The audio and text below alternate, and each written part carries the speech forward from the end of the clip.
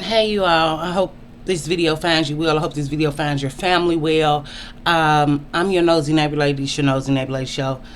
I really don't like to do these videos, but since this is a teaching learning channel and we love black women and we're there for black women and we support black women lives and journeys, even when we don't understand, even when we do understand, we are a group of black women here who care.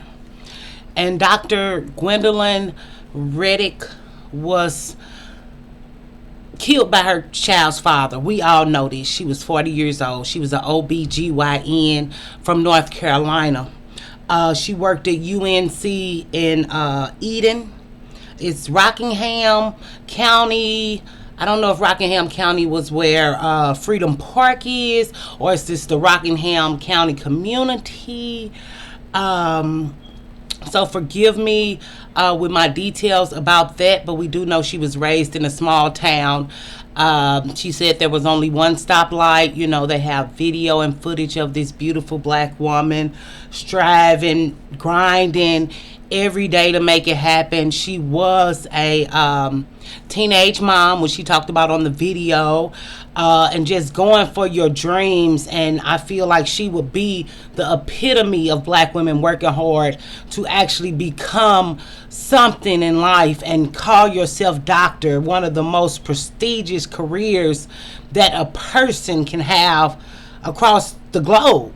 You know what I'm saying? So this woman cared about women health and women's empowerment, and I watched all the interviews about her, and people spoke so highly of her, and a lot of these people were non-black people who cared about her. And you know she come from a community that cared about her. You know she was really a sweet, kind, loving person.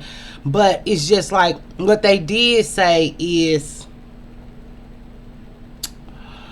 well, what she said, she always wanted to be a doctor.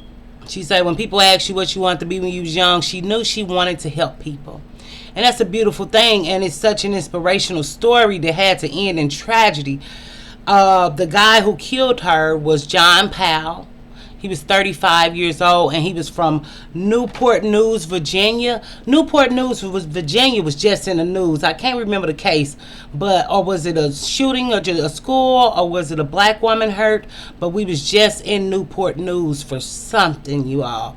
My neighbors, they know. We have to cover these things, even when I don't want to, even when I'd rather not. But John Powell was accused. Well, he was charged with discharging a weapon into occupied property. If you know anything about this case or anything about this woman and what happened, this the taking of her life happened, multiple gunshot wounds in Freedom Park. Families were out there. They have a mini golf court out there. People were out there with their children. And whether we want to talk about black men as partners, spouses, or children's fathers, whether we want to talk about that or not, we cannot neglect that in this case. We talk honest, we talk free. Miss Gwendolyn had a 21-year-old daughter, and she had a son that was 8 months by this man, Mr. Powell. And it's just like, she was in her Mustang, she was shot. You know, just another way that you knew this woman worked hard for what she had, and that she earned what she had. I did not see any news clips from her family or her friends directly. They talked to a patient who said she was all about women empowerment, but they say she'd been working at UNC of Eden since 2021. And as your nosy neighbor lady show, I'm obligated to report this how I would, because this just brings into question bringing black men into other people's communities that are causing violence. The divestment community talks about that more so than BWE, but you know that's my sector and that's where I come from. Mr. Powell got no bail. He due back in court August 8th. and they said they had ongoing domestic issues. So this means they've been fighting. They never reported a 911 call, but something for news stories or news reports or articles to report quote unquote ongoing domestic issues mean there's violence in the home. They have been physical altercations in the past. Where are these sources? We don't know, because like I say, no family or friends spoke up. But for me, when they said since 2021 she's been a doctor, they didn't talk about her previous doctor history.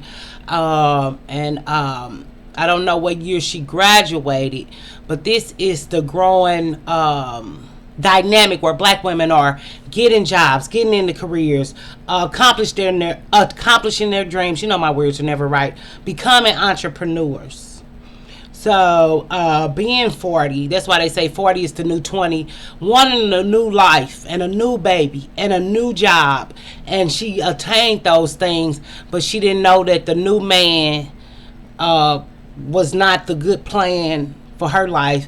And I don't think she saw this. No one can see this, but the numbers say that this is happening with our black women who are accomplished, who are established, who have their things together, who are going places and doing things. They latch on to a man who may not be where she is financially, or latch on to a man who may not be where she is in her life or status or growth. It could be emotional growth, it could be financial growth, but just progress in life.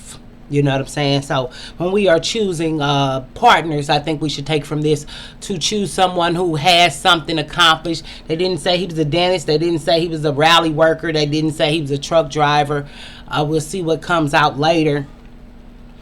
But for a new baby and a new love that didn't work out during a custody exchange, okay, we know that sometimes black women underestimate the hatred. They say there's a thin line between love and hate, and that is a real song, and that is a real movie, and that's a real dynamic in black relationships.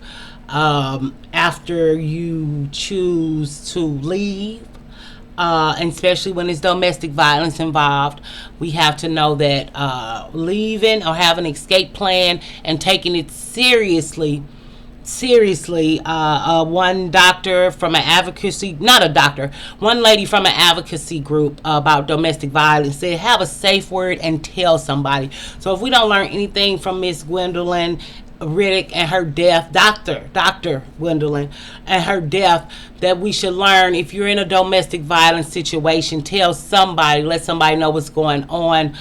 Stop being so secretive, because as black women we're very secretive, and we need to stop having so much shame around domestic violence in our homes or in our relationships, because it's prominent, it's happening, it's there, we're in it together, we've been there, done that, or we're in it now, or we're going to go through it at some point in our life as black women when interacting with black men. So take the shame and the guilt from that. And this beautiful woman had a beautiful life and a life to celebrate. Send prayers and hope and love. I don't know if they have GoFundMe, but definitely make videos. Definitely go on the internet and type a RIP or share her story. I think this woman is to be praised and admired and looked up to, and not just a baby's mama, okay? Because she's definitely more than that, and definitely accomplished, and definitely her mom should be proud, and definitely her daughter, this 21, should be proud. And anybody who knew her seemed like she was such a beacon of light to me, just watching the videos and, you know, knowing about working hard and trying to get somewhere, but she actually got there. So, you know, I am going to rejoice in her life, and I want you all to send love and light or positivity or prayers, or just use her as inspiration. It's sad the way she passed away. You know, things are happening now to black women, whether black women want to acknowledge it or not, that I would like to celebrate her life more, because I'm proud to report it to y'all, and that we can celebrate a black woman becoming a doctor and a teenage mother and just trying to strive for a new life of excellence. She didn't know that the puzzle to the piece of her new life and her new job and her new baby was, who knew? Nobody knew. So I just want to love on y'all while I have y'all, and I want y'all to love on your loved ones while you have them, and I want you to love on yourself the most. And I definitely want you to stay innovative and creative, and I will see you later on the next video. All right, bye-bye.